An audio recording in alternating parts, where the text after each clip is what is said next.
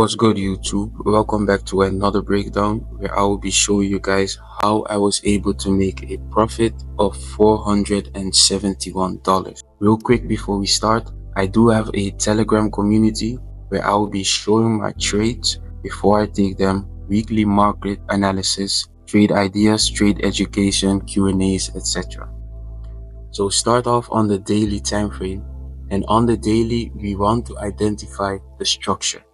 So as you guys can see, we had a bearish market structure making lower lows, lower highs, lower low, lower high.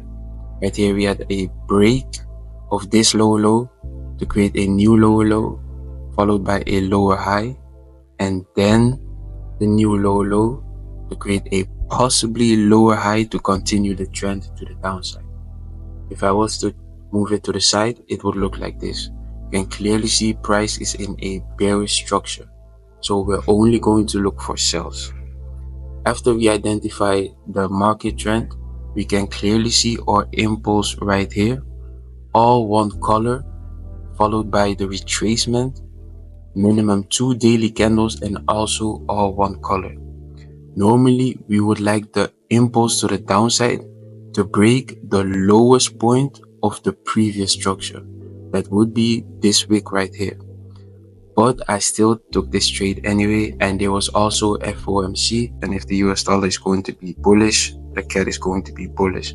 In this case, we're trading the Australian dollar versus the Canadian dollar.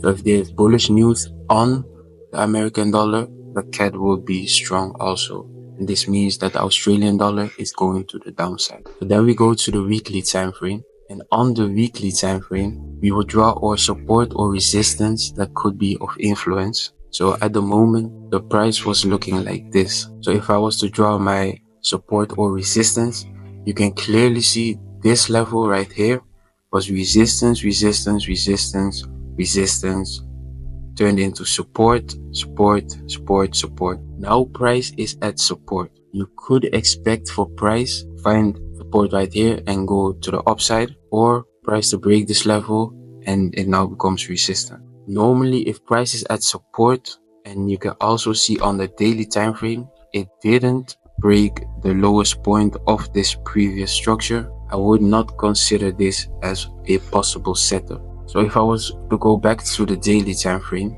I would have to remove this. You can see price is still underneath this level, previously support turned into resistance. If I was to draw my fib in the opposite direction of the retracement to measure the distance of the new impulse right here, because we expect the new impulse to come at least to the -27.